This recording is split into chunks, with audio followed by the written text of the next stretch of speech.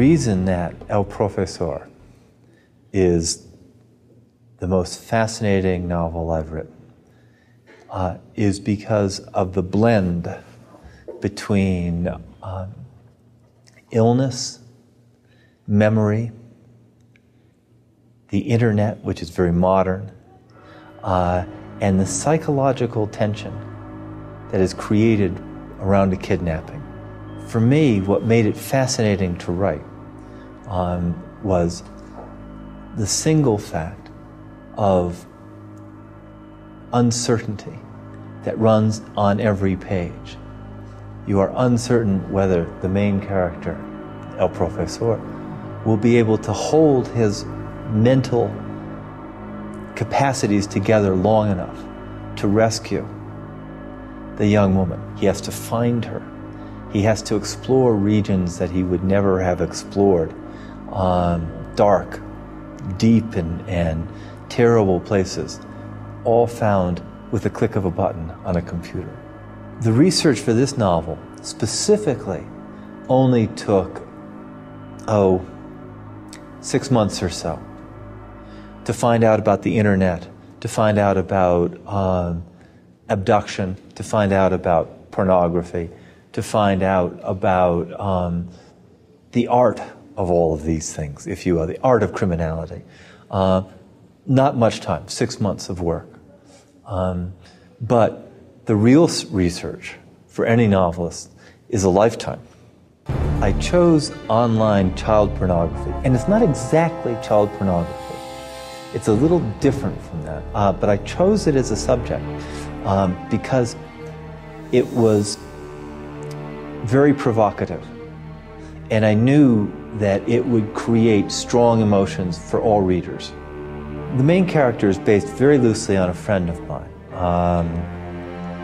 who suffered from that kind of dementia, a slightly different kind, but a dementia, the same as Adrian Thomas. And when I was actually trying to find out about what my friend was going to undergo, is when I actually found the disease that the main character suffers. So in a way it's modeled on some, and it's also modeled on, I know many professors of psychology, of history, up at the university where my wife teaches. And so I chose a little bit of this and a little bit of that from many of them that I know, and put them all together into one old retired professor. I think that my novels are successful because readers enjoy knowing why characters do things, not just how they do them, or where they do them, or when they do them, but to understand fully why someone acts the way, both for good or for evil. And I think that's where the interest and fascination with my books comes from.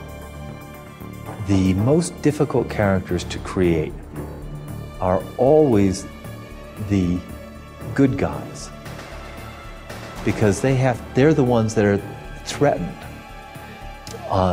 But that said, the bad guys in any book are the engine that drives the book forward.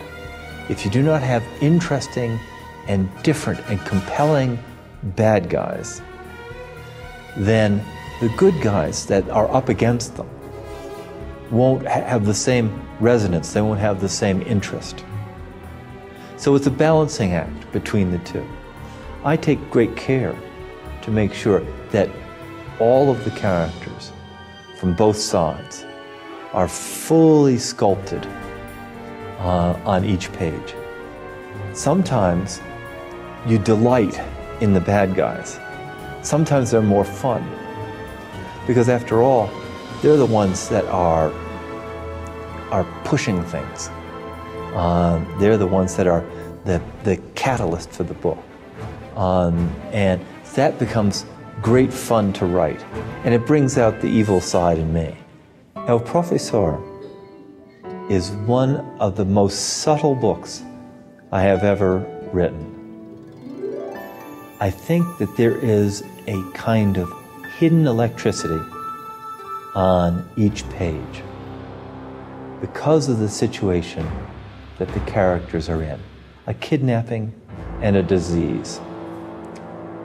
I think that in many respects, it is the book that brings much of what I have thought about the world onto the pages. And that's why I enjoyed writing it as much as I did.